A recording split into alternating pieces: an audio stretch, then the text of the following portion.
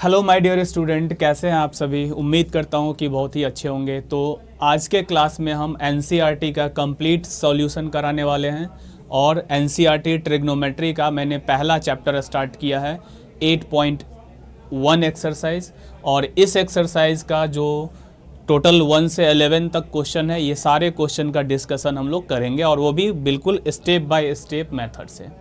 तो चलिए स्टार्ट करते हैं आज की क्लास। आज की क्लास में सबसे पहला क्वेश्चन है हमारे पास, यहाँ पे दिया हुआ है इन ट्रायंगल ABC। ABC एक ट्रायंगल है और इस ट्रायंगल में B पे कह रहा है राइट एंगल है, B पे 90 डिग्री का कोण बना रहा है। AB इक्वल टू 24 सेंटीमीटर है, BC इक्वल टू 7 सेंटीमीटर है। तो हमें बताना है sine A cos A sine C cos C, ये सब का वैल्यू क्या होगा। अगर आपने पूरा कंसेप्ट नहीं पढ़ा है और आपको अगर ट्रिग्नोमेट्रिक रेशियो में क्या क्या चीज़ें होती है ये अगर नहीं पता है, तो मैंने 1-2 वीडियो डाले हैं, उससे आप वहाँ पे सीख सकते हैं। यहाँ पे मैं सिर्फ क्वेश्चन का डिस्कशन ही कराऊंगा। थोड़ा बहुत अगर कंसेप्ट बता दूँ तो किसी भी राइट एंगल ट्रायंगल में अगर हमें ट्रिग्नोमेट्रिक रेशियो निकालने हैं तो सबसे पहले हमारे पास उस राइट एंगल ट्रायंगल का तीनों साइड पता होना चाहिए। तो सबसे पहले यहाँ देखते हैं कि कौन कौन सा साइड हमारे पास गिवन है। तो यहाँ पे AB का वैल्यू दिया हुआ है 24 सेंटीमीटर। AB कितना है 24 सेंटीमीटर। इसके बाद BC का वैल्यू दिया हुआ है 7 सेंटीमीटर। जो ये BC है इसका भी वैल्यू दिया है कितना 7 सेंटीमीटर। दो साइड का लेंथ दिया हुआ है, तो पहला काम क्या करना है, हमें जो तीसरा साइड है AC वो निकाल लेना है। तो अगर थर्ड साइड इसका निकालते हैं तो थर्ड साइड निकालने के लिए हमें क्या करना होगा, इसके अंदर पाइथागोरस थ्योरम का यूज़ करना होगा। तो सबसे पहले हम लिख लेंगे in triangle ABC, triangle ABC के अंदर h square equal to P square plus B square, h square equal to P square plus B square. ये पाइथागोरस थ्योरम लगा दिए, h square equal to P square plus B square. अब h का मतलब क्या है, ये हाइपोटेनियस है, 90 के सामने हमेशा हाइपोटेनियस होता है, तो ये साइड हमें पता करना है। यानी AC का स्क्वायर इक्वल टू परपेंडिकुलर कितना दिया हुआ है, ये 7 सेंटीमीटर क्वेश्चन में दिया हुआ है, तो ये हो गया 7 का स्क्वायर। और बेस कितना दिया हुआ है 24 सेंटीमीटर, तो ये हो जाएगा 24 का स्क्वायर। अब 7 का स्क्वायर होगा 49 और 24 का स्क्वायर हो जाएगा 576।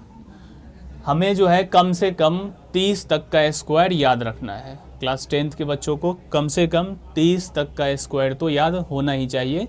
कहीं भी आ सकता है, 27 का स्क्वायर आ सकता है, 29 का स्क्वायर आ सकता है, तो कम से कम 30 तक का स्क्वायर याद करके रखेंगे। अब अगर ये दोनों नंबर को जोड़ देते हैं तो 9 और 6 15 हो गया, 7 और 4 11 12 हो गया, 5 और 1 6 हो गया। तो AC का स्क्वायर आ गया 625। अब अगर हमें यहाँ से स्क्वायर हटाना है तो AC इक्वल टू क्या हो जाएगा अंडर रूट 625, और 625 का स्क्वायर रूट कितना होता है 25। 625 का स्क्वायर रूट आ गया 25, इसका मतलब जो AC है ये है हमारा 25 सेंटीमीटर। AC निकाल लिए। अब हमसे क्वेश्चन में जो जो पूछा है वो एक एक करके निकालेंगे। फर्स्ट में हमसे कहा है कि साइन A कॉस A का वैल्यू बताओ। तो अगर हम साइन A का वैल्यू निकालते हैं, साइन A का मतलब हुआ इस एंगल के लिए P/H निकालना है, तो इसके सामने का साइड ये P हो जाएगा और ये H हो जाएगा। तो P कितना हो जाएगा 7 और H कितना हो जाएगा 25। तो डायरेक्ट इसे लिख सकते हैं 7/25। फॉर्मूला भी चाहे तो पहले लगा दे P/H और फिर लिख ले 7/25। यही हमारा आंसर हो गया साइन A का वैल्यू। फिर कॉस A होता है B/H। तो इस एंगल के लिए बेस कौन है 24 और H कौन है 25, तो cos A इक्वल टू हो जाएगा 24/25। फर्स्ट नंबर हो गया। सेकेंड नंबर क्वेश्चन कह रहा है कि साइन C और cos C का वैल्यू बताओ। साइन C, अब देखो यहाँ पे एंगल जो है वो चेंज हो गया, एंगल चेंज कैसे हुआ, जैसे अभी एंगल ए के रिस्पेक्ट में पूछ रहा था, अब एंगल सी के रिस्पेक्ट में हमें बताना है कि साइन सी कितना होगा और कॉस सी कितना होगा।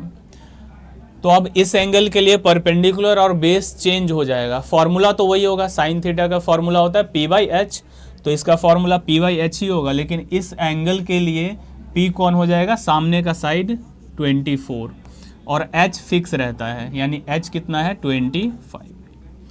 तो साइन सी का वैल्यू हो गया 24/25। इसके बाद कॉस सी निकालना है, कॉस सी। अब इस एंगल के लिए बेस कौन है, ये 7 और एच कौन है 25। तो इस तरीके से बहुत ही आसानी से हम क्वेश्चन नंबर फर्स्ट को सॉल्व कर सकते हैं। चलिए नेक्स्ट क्वेश्चन नंबर सेकंड देख लेते हैं। आ जाइए, ये क्वेश्चन नंबर सेकंड है, बिल्कुल एनसीईआरटी का ही सारा क्वेश्चन है। तो क्वेश्चन नंबर सेकंड में ये कह रहा है कि अगर ये जो फिगर यहाँ पे दिया हुआ है इसमें tan p और cot r का वैल्यू निकालना है। तो पहला काम हमें क्या करना है, सबसे पहले तीनों साइड का पता लगाना है। दो साइड हमेशा दिया रहेगा, तीसरे साइड निकालना होता है। तो इस वाले ट्राइंगल के अंदर अगर हम लिख लें in triangle PQR, triangle PQR में पाइथागोरस थ्योरम लगाएंगे, क्योंकि अगर हमें तीसरा साइड निकालना हो हमेशा पाइथागोरस थ्योरम का ही यूज़ करना है।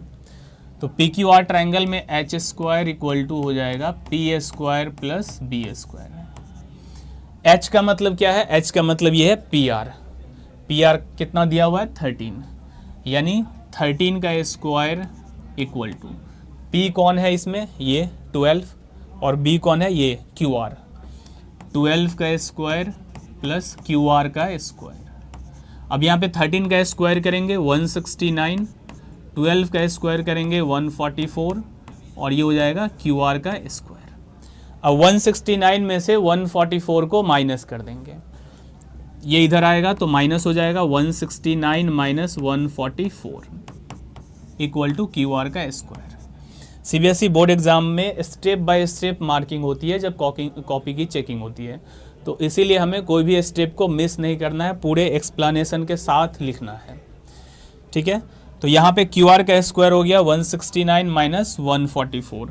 अब इसे अगर माइनस करते हैं 9 माइनस 4 तो 5 आ जाएगा और ये 2 आ जाएगा, यानी QR का स्क्वायर आ गया 25। तो यहाँ से QR कितना आएगा 5। 25 का स्क्वायर रूट निकालेंगे तो कितना आ जाएगा 5। ठीक है, अब यहाँ पे अगर QR निकाल दिए कि ये 5 सेंटीमीटर है, तो अब हमसे जो भी ट्रिग्नोमेट्रिक रेशियो निकालना हो वो निकाल सकते हैं। तो क्वेश्चन में कहा है कि अब बता दो tan p माइनस कॉट आर, tan p माइनस कॉट आर, इसका वैल्यू बताना है कितना होगा, tan p माइनस कॉट आर। तो tan थीटा का फॉर्मूला होता है p बाई बी, लेकिन हमें tan p यानी इस एंगल के लिए देखना है p कौन है, तो सामने का साइड ये हो जाएगा p, यानी 5 बाई बेस कौन हो जाएगा 12 माइनस कॉट r। अब आ जाओ इस एंगल के लिए, कॉट थीटा का फॉर्मूला होता है b बाई पी। अब इस एंगल के लिए बेस कौन हो जाएगा 5 और परपेंडिकुलर कौन हो जाएगा इसके लिए, ये 12, 5/12। अब 5/12 और 5/12 को माइनस करेंगे तो क्या आएगा 0। सेम नंबर को माइनस करने पे आंसर क्या आ जाएगा 0। तो यही इस क्वेश्चन का आंसर हो गया क्या 0। नेक्स्ट क्वेश्चन है हमारे पास क्वेश्चन नंबर थर्ड। इस क्वेश्चन में कह रहा है साइन a इक्वल टू 3/4, एक ट्रिग्नोमेट्रिक रेशियो दिया हुआ है साइन a इक्वल टू 3/4, और बताना है कॉस a और टेन a का वैल्यू कितना होगा। तो साइन a इक्वल टू अगर 3/4 है तो इसका मतलब ये हुआ कि साइन 3/4 है तो ये परपेंडिकुलर हो गया और ये हाइपोटेन्यूस हो गया। यहाँ पे फिगर भी बना दिए हम पहले से, यहाँ पे फिगर बनाएंगे तो ये 3 हो गया, ये 4 हो गया। साइन थीटा यहाँ पे रेशियो दिया रहता है, साइन थीटा का मतलब ये हुआ कि यहाँ पे परपेंडिकुलर 3 और 4 ही नहीं है बल्कि ये एक रेशियो है, और रेशियो जब भी हमारे पास दिया रहता है तो हमें उसके साथ कुछ न कुछ वेरिएबल लगाना होता है। जैसे अगर किसी के एज का रेशियो है, ए और बी के एज का रेशियो है 3:5, तो वहाँ पे हम 3x 5x मान लेते हैं। किसी के पास जो पैसा होता है अमाउंट रेशियो में है, तो वहाँ पे हम x लगा के मानते हैं। तो वैसे ही ट्रिग्नोमेट्रिक रेशियो अगर ये है तो p का मतलब ये नहीं है कि इसका वैल्यू 3 ही होगा और इसका वैल्यू 4 ही होगा।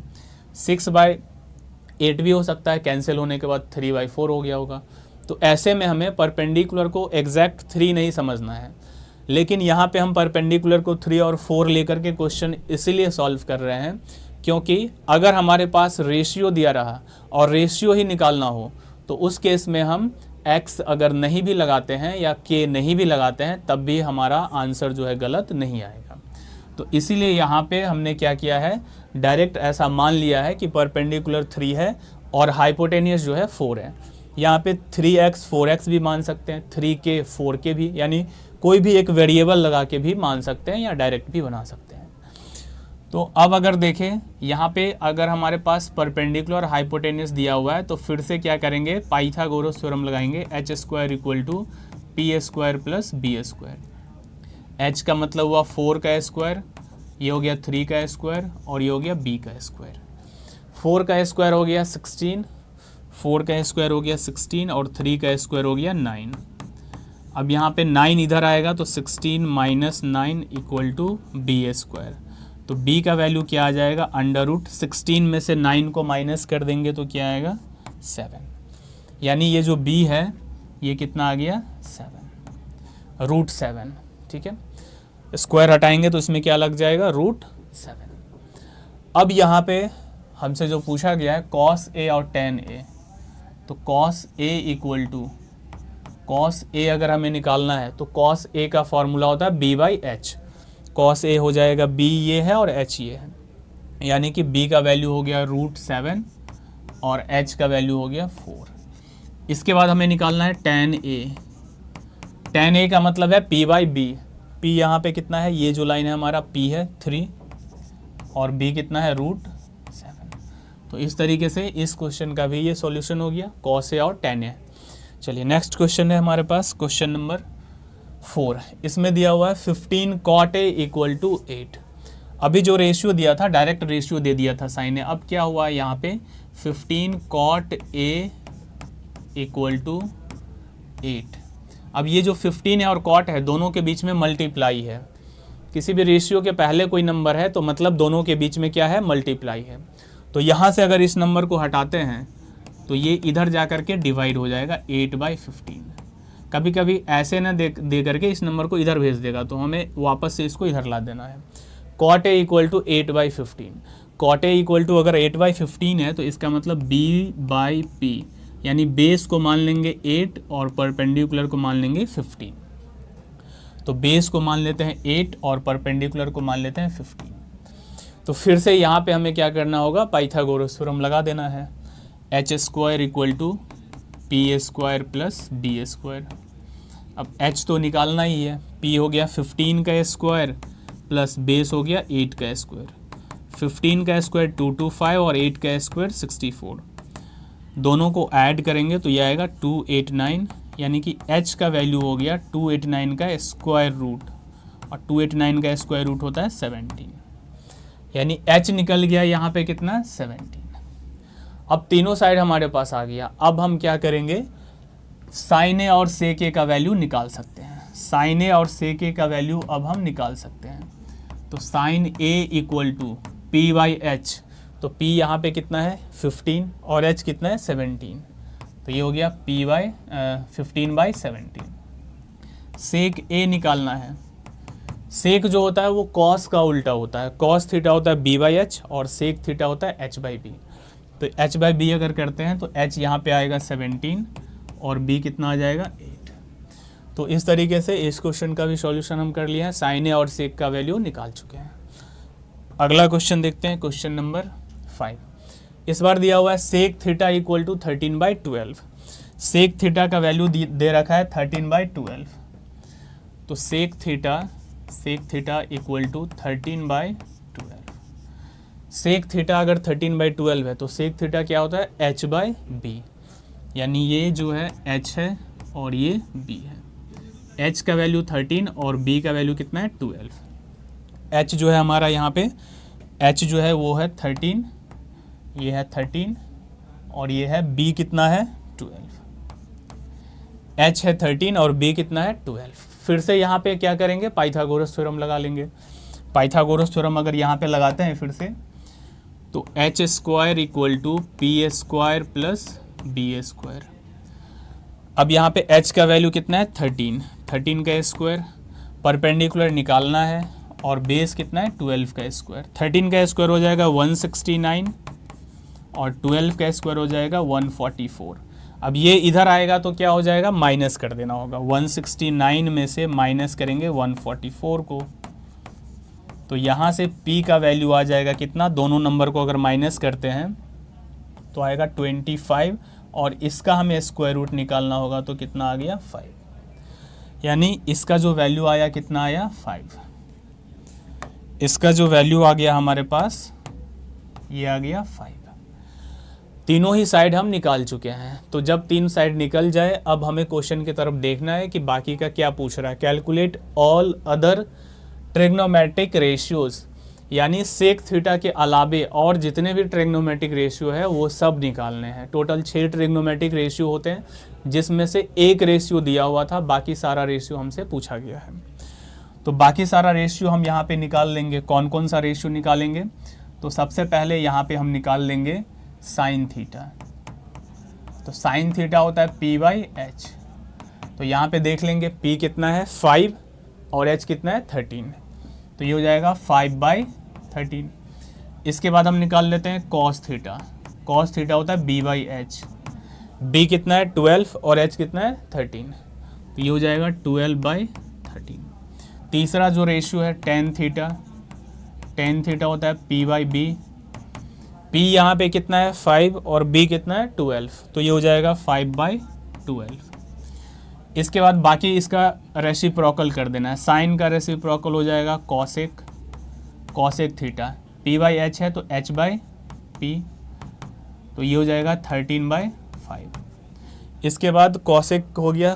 कॉस का रेसिप्रोकल होता है सेक, और सेक थीटा तो दिया ही था तो इसको नहीं लिखना। टेन का उल्टा लिखना है कॉट।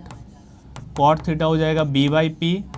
b यहाँ पे कितना है 12 और p कितना है 5, 12/5।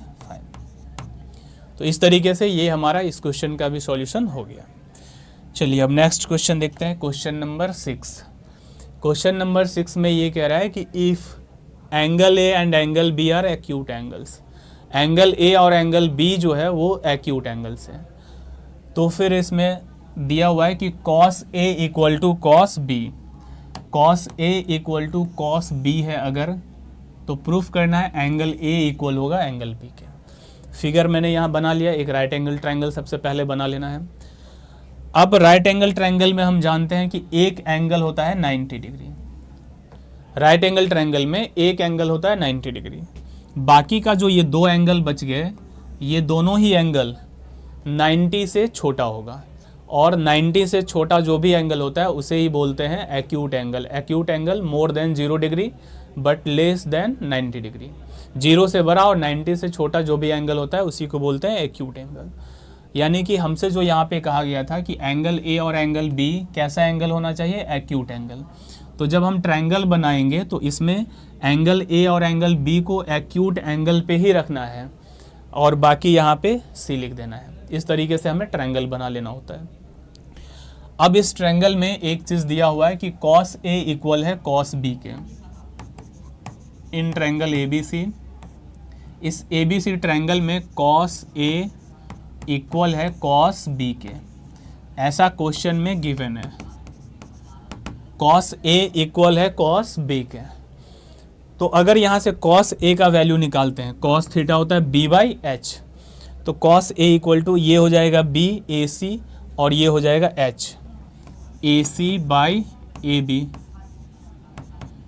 कॉस ए का वैल्यू हो गया AC/AB। ऐसे ही कॉस बी अगर निकालते हैं इस एंगल के लिए, बेस कौन हो जाएगा, ये BC और h हाइपोटेनियस AB, BC/AB। अब यहाँ पे ध्यान से अगर देखें तो ये जो AB और AB है, ये जो ए बी और ए बी है दोनों कैंसिल हो जाएगा, तो क्या आ गया ए सी इक्वल टू बी सी। यहाँ पे क्या आ गया ए सी इक्वल टू बी सी। अब किसी भी ट्रायंगल में अगर दो साइड इक्वल हो तो उसके जो अपोजिट एंगल होते हैं वो भी इक्वल होते हैं। अगर ये दोनों साइड इक्वल प्रूफ कर दिए कि ये साइड इसके इक्वल है, तो इसका मतलब एंगल ए इक्वल हो गया एंगल बी के। तो डायरेक्ट यहाँ से लिख सकते हैं कि एंगल ए जो होगा वो एंगल बी के इक्वल होगा। बस यही हमें प्रूफ करना था, angle A equal to angle B. तो इस तरीके से इस क्वेश्चन को हम लोग सॉल्व कर सकते हैं। बाकी जब सिमिलरिटी अगर पढ़े होंगे तो वहाँ पे उस सिमिलरिटी से भी इस तरह के क्वेश्चन को बनाया जा सकता है, लेकिन ये सबसे आसान तरीका है, बस ऐसे ही सॉल्व कर लेंगे। तो चलिए नेक्स्ट क्वेश्चन पढ़ते हैं। अगला क्वेश्चन है क्वेश्चन नंबर 7। क्वेश्चन नंबर 7 में ये कह रहा है कि अगर कॉट थीटा इक्वल टू 7/8 है, कॉट थीटा इक्वल टू कितना है 7/8, तो कह रहा है इसका वैल्यू कितना होगा और इसका वैल्यू कितना होगा। तो अभी तो हमने बस ट्रिग्नोमेट्रिक रेशियो ही पढ़ा है, और ट्रिग्नोमेट्रिक रेशियो के अंदर जितने भी फॉर्मूला था यानी sine theta, cos theta, tan theta, ये सभी पढ़े हैं। अगर आइडेंटिटीज़ के फार्मूलों को भी अगर हम पढ़ लेते हैं तो उस केस में यहाँ पे हम फार्मूला जब लगाएंगे तो बहुत ही ईजिली सॉल्व हो जाएगा। बाकी अभी अगर हम सिर्फ रेशियो के फार्मूला से बनाएं इस क्वेश्चन को, तो कैसे बनाएंगे, तो तरीका हमारा वही होगा। कॉट थीटा जो होता है वो होता है B by P, cot theta होता है बी बाई पी। इसका मतलब ये हुआ कि अगर कोई ट्रायंगल है, अगर कोई ट्रायंगल हम लेते हैं, सपोज ये ट्रायंगल ले लिए, तो इस ट्रायंगल में, इस ए बी सी ट्रायंगल में अगर ये एंगल थीटा है तो इसके सामने का साइड ये परपेंडिकुलर है और ये बेस है। तो यहाँ पे बेस कितना दिया हुआ है 7 और परपेंडिकुलर कितना है 8। तो यानी ये हो गया 7 और ये हो गया 8। तो पहला काम क्या करना है, हाइपोटेनियस निकाल लेना है। तो हाइपोटेनियस निकालने के लिए फिर से पाइथागोरस थ्योरम लगाएंगे। ए बी सी ट्रायंगल के अंदर H square equal to P square plus B square. H square का मतलब यहाँ पे ए सी का स्क्वायर, ए सी का स्क्वायर, परपेंडिकुलर कितना हो गया यहाँ पे 8 और बेस कितना हो गया 7। तो ये हो जाएगा 64 और ये हो जाएगा 49, ये हो गया 3 113। तो ए सी का वैल्यू आ गया √113।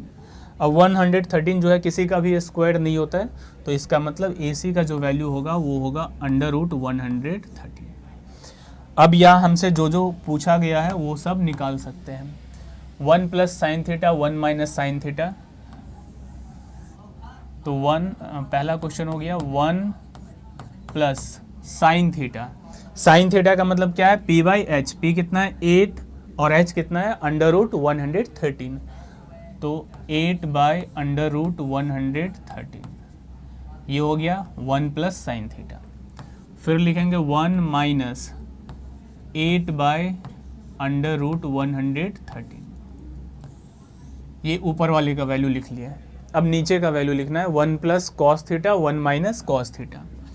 1 प्लस कॉस थीटा क्या होता है b बाई एच, b कितना है 7 और h कितना है 113, तो 7 बाई √113 और यहाँ हो जाएगा 1 माइनस 7 बाई √113। तो अब अगर ध्यान से देखें तो a प्लस बी और a माइनस बी का यहाँ पे डायरेक्ट फार्मूला लगा देंगे। a plus B a minus B का फार्मूला होता है a स्क्वायर, तो 1 का स्क्वायर 1 होगा, और 8 बाई √13 का स्क्वायर करेंगे तो 8 का स्क्वायर 64 और इसका स्क्वायर हो जाएगा 113। नीचे भी a plus B a minus B का फार्मूला लगाएंगे, तो 1 का स्क्वायर 1 हो गया, माइनस 7 बाई √113 का स्क्वायर हो जाएगा 49 बाई 113।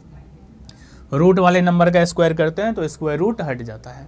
अब यहाँ पे एलसीएम लेकर के इसे सॉल्व कर देना है।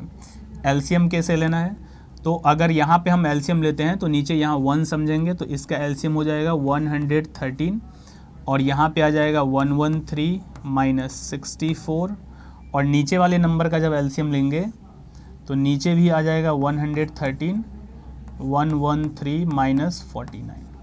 अब इसे जब सॉल्व करेंगे 113 में से इसको घटाएंगे तो ये 9 हो गया, 4 हो गया 49/113 और इसमें से इसको घटाएंगे 13 में से 9 गया तो 4 और 11 में से 10 में से 4 गया 6 64/113। अब यहाँ पे ये जो हमारा 113 है ये दोनों कट जाएगा तो आ गया 49/64 और 49/64 जो है यही इस क्वेश्चन का पहला का आंसर हो जाएगा 49/64। चलिए सेकेंड इसी में क्वेश्चन है कॉट स्क्वायर थीटा का वैल्यू बताना है। कॉट स्क्वायर थीटा का वैल्यू बताना है तो कुछ करना नहीं है, कॉट थीटा का वैल्यू तो पता ही है 7/8। कॉट स्क्वायर अगर चाहिए, कॉट स्क्वायर थीटा का अगर वैल्यू चाहिए तो सीधा हम क्या करेंगे 7/8 का स्क्वायर कर देंगे तो ये आ जाएगा 49/64। ठीक है, दोनों का सेम ही आंसर होगा। बाकी एक आसान प्रोसेस भी बताते हैं, यहाँ पे बहुत ज़्यादा कैलकुलेशन वगैरह आ गया, अगर कुछ और इसमें फॉर्मूला को ऐड कर ले तो ये क्वेश्चन और भी ईजिली बन सकता है। जैसे कैसे बन सकता है और भी ईजिली, तो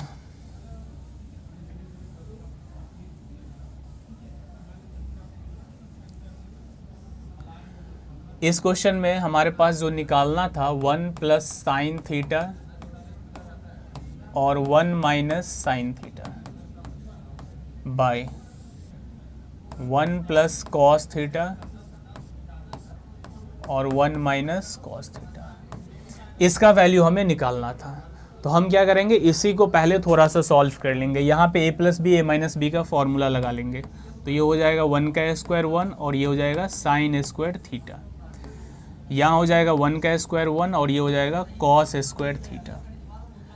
अब 1 - sin स्क्वायर थीटा ये आइडेंटिटीज़ है, sin square theta plus cos square theta 1 होता है और वहाँ से एक फार्मूला बनता है 1 - sin square theta = cos square theta. तो 1 - sin स्क्वायर थीटा = हो जाएगा cos स्क्वायर थीटा और ऐसे ही 1 - cos स्क्वायर थीटा का फार्मूला होता है sin स्क्वायर थीटा, तो ये हो जाएगा sin स्क्वायर थीटा। अब cos बाई साइन जो है वो होता है cot थीटा और दोनों में अगर स्क्वायर है तो ये हो जाएगा cot स्क्वायर थीटा और cot थीटा का वैल्यू यहाँ पे 7/8 है तो 7/8 का स्क्वायर करेंगे तो ये आ जाएगा 49/64। यानी कि ये पूरा जो लिखा हुआ है ये सीधा सीधा cot स्क्वायर थीटा ही लिखा हुआ है इस तरीके से। जब इसको हम पूरा सिंप्लीफाई किए तो ये cot स्क्वायर थीटा ही आ गया, इसीलिए यहाँ पे दोनों का जो आंसर है वो बिल्कुल सेम आया है। तो इस तरीके से अगर हमें कुछ फार्मूला का नॉलेज है तो ऐसे भी इस क्वेश्चन को बना सकते हैं, और अगर नहीं पता है सिर्फ ट्रिग्नोमेट्रिक रेशियो ही आता है तो पूरा बेसिक से ऐसे बनाएंगे। चलिए नेक्स्ट क्वेश्चन है question number 8। If 3 cot a = 4, यहाँ पे दिया हुआ है 3 cot a = 4। 3 cot a = 4 है तो यहाँ पे अभी बताए थे कि यहाँ अगर कोई नंबर होता है तो इस नंबर को पहले हम क्या करेंगे, इधर लिख लेंगे 4/3। cot a = आ गया 4/3। अब यहाँ पे पूछ रहा है क्या ये इसके इक्वल है या फिर नहीं है, तो हम क्या करेंगे दोनों में वैल्यू पुट करेंगे और देखेंगे कि LHS RHS इक्वल आ जाता है तो आंसर हो जाएगा यस इक्वल है, और अगर इक्वल नहीं आता है दोनों का आंसर तो आंसर हो जाएगा नो। तो सबसे पहला काम हमें क्या करना है, तीनों साइड का पता लगाना है। तो अभी हमारे पास, अभी अगर हम देखें तो हमारे पास ये जो ट्रायंगल है, ट्रायंगल ABC, इस ट्रायंगल में क्या क्या दिया हुआ है, cot थीटा होता है B/P, यानी परपेंडिकुलर 3 है और बेस कितना है 4। परपेंडिकुलर 3 है और बेस जो है वो कितना है 4। तो सबसे पहला काम करेंगे हाइपोटेनियस निकाल देंगे। तो हाइपोटेनियस निकालते हैं। इन triangle ABC h² = p² + b²। तो परपेंडिकुलर कितना है 3 का स्क्वायर और बेस कितना है 4। 3 का स्क्वायर 9 हो गया, 4 का स्क्वायर 16 आया, ये हो गया 25। तो h का वैल्यू कितना आ जाएगा 5। 25 का स्क्वायर रूट हो गया 5। अब यहाँ पे क्या करेंगे, 1 - 10² और 1 + 10² का वैल्यू निकाल लेंगे। 1 - 10² और 1 + 10² का वैल्यू निकालेंगे। 1 माइनस टेन स्क्वायर ए बाय 1 प्लस टेन स्क्वायर ए। अब इसका अगर वैल्यू निकालते हैं तो क्या लिखेंगे,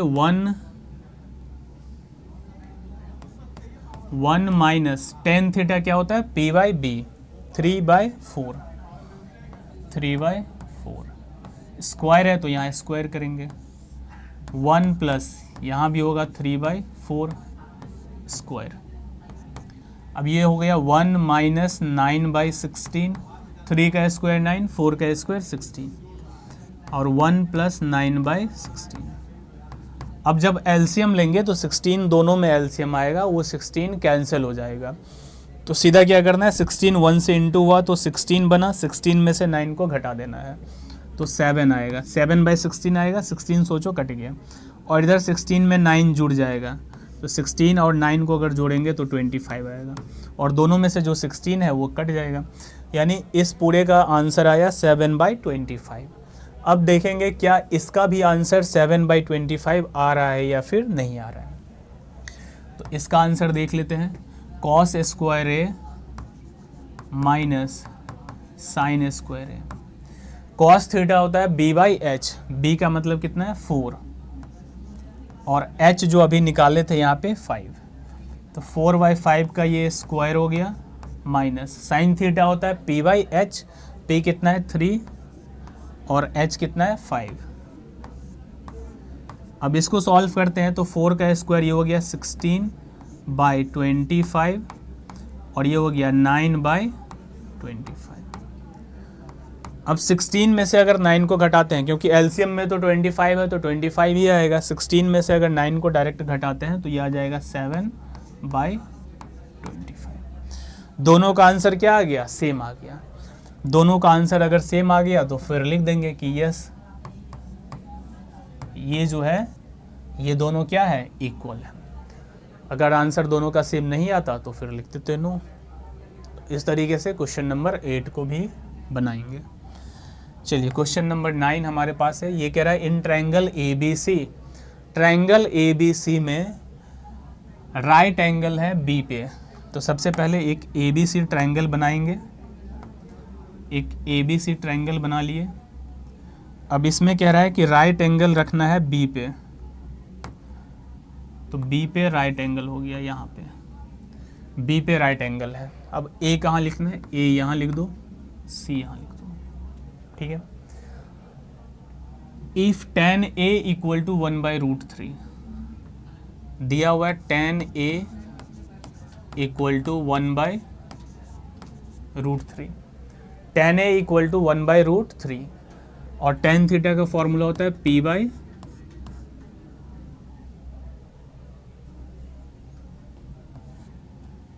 tan थीटा का फॉर्मूला होता है P by B. tan theta का फॉर्मूला अगर P बाई बी है, इसका मतलब P कितना है 1 और B कितना है √3, तो P कितना हो गया 1 और B कितना हो गया √3। अब यहाँ पे सबसे पहले हाइपोटेन्यूस निकाल लेंगे, h² equal to PA² plus B²। In triangle ABC, triangle ABC में h² equal to PA² plus B²। अब यहाँ पे P कितना है 1 और B कितना है √3, तो ये 1 का स्क्वायर 1 हो गया, √3 का स्क्वायर 3 हो गया, ऐड करेंगे तो 4, तो h का वैल्यू कितना आएगा 2, 4 का स्क्वायर रूट कितना हो जाएगा 2। इसके बाद हमसे जो पूछा है यहाँ पे साइन ए कॉस सी ये सब का वैल्यू पूछा है, तो h का वैल्यू ये आ गया 2। तो पहला जो हमारे पास क्वेश्चन है, फर्स्ट क्वेश्चन में कह रहा है कि बताओ sine A into cos C plus cos A into sine C, इसका वैल्यू बताना है कितना होगा, इसका वैल्यू बताना है कितना होगा। तो साइन ए का मतलब ये P by H 1/2, cos C ये इस एंगल के लिए base by hypotenuse B by H 1/2, cos A इस एंगल के लिए B बाई एच तो √3/2, साइन सी इस एंगल के लिए P/H √3/2। बस इसे सॉल्व करना है, 1/4 हो जाएगा प्लस ये 3/4 हो जाएगा, दोनों जुड़ेगा तो ये 4/4 कट करके आंसर क्या आ जाएगा 1। तो फर्स्ट नंबर जो हमारे पास क्वेश्चन था उसका आंसर क्या आ गया इसका 1। सेकंड क्वेश्चन है cos A cos C minus sin A sin C। cos A cos C minus sin A sin C। cos A B/H √3/2, ये हो जाएगा √3/2। cos C इस एंगल के लिए B/H 1/2। sin A इस एंगल के लिए P/H यानी 1/2, और sin C इस एंगल के लिए P/H यानी √3/2। अब अगर इसको ध्यान से देखें तो √3 को 1 से इंटू करेंगे तो √3 आएगा, बाय 2 और 2 4 आ गया, माइनस इधर √3 को 1 से इंटू करेंगे √3 आ गया, और ये 2 और 2 कितना आ गया 4। अब दोनों कैंसिल हो जाएगा, दोनों जो है कैंसिल हो गया, तो आंसर क्या आ गया 0। यानी सेकंड नंबर क्वेश्चन का आंसर क्या हो जाएगा हमारा 0। चलिए नेक्स्ट क्वेश्चन है क्वेश्चन नंबर 10 है हमारे पास। इसमें कह रहा है कि in triangle PQR right angle at Q। सबसे पहले एक PQR ट्रायंगल बना लेना है। ये PQR ट्रायंगल हो गया हमारे पास, इसमें राइट एंगल Q पे रखना है, तो यहाँ पे Q लिख लेंगे P और यहाँ पे R, ये राइट एंगल हो गया। PR प्लस QR का वैल्यू दिया हुआ है, PR प्लस QR इसका वैल्यू दिया हुआ है 25, और क्या दिया हुआ है PQ का वैल्यू दिया हुआ है 5, PQ यानी ये 5, और कुछ भी नहीं दिया हुआ है। और हमसे पूछ रखा है कि बताइए sin P cos P tan P का वैल्यू क्या होगा। यहाँ पे अगर हम पाइथागोरस थ्योरम डायरेक्ट लगाते हैं तो साइड नहीं निकाल सकते हैं, क्योंकि पाइथागोरस थ्योरम लगाने के लिए हमारे पास 2 साइड दिया होना चाहिए। तो यहाँ पे हम कैसे करेंगे, तो सबसे पहले हमारे पास ये जो साइड दिया हुआ है PQ प्लस QR का जो वैल्यू दिया हुआ है 25, इसमें से QR को मान लेते हैं कि ये x है, QR इक्वल टू x। अगर QR को x मानेंगे तो PR इक्वल टू क्या हो जाएगा 25 माइनस एक्स। QR उधर जाएगा, माइनस हो गया 25 माइनस एक्स। अब यहाँ पे हमें क्या करना है, पाइथागोरस थ्योरम सिंपल लगा देना है। In triangle PQR h² equal to P² plus B²। h का मतलब क्या है PR। PR यहाँ पे कितना दिया हुआ है हमारे पास, PR जो है 25 माइनस एक्स है। P का मतलब क्या है, ये है QR। QR की अगर बात करें तो यहाँ पे क्या है x, और B का मतलब क्या है ये PQ, और PQ कितना है 5। अब A माइनस B का यहाँ होल स्क्वायर लगाएंगे तो 25 का स्क्वायर 625 हो जाएगा, ये x² हो जाएगा माइनस 50x हो जाएगा, और इधर हो गया इक्वल टू x² प्लस 25। अब ये जो हमारे पास x² और x² है कैंसिल हो गया, 50 उधर चला जाएगा 25 इधर आ जाएगा, तो यहाँ से 50x इक्वल टू 600 आ जाएगा। 25 को अगर इसमें से घटाएंगे तो 600, और 50 उधर जाएगा तो माइनस से प्लस हो जाएगा, तो x का वैल्यू आ गया 600 को 50 से डिवाइड कर देंगे, 600 को 50 से डिवाइड करेंगे तो 0 से 0 कट गया, 5 से ये कट गया 12, तो x का वैल्यू आ गया 12। x का वैल्यू 12 आने का मतलब QR का वैल्यू आ गया कितना 12।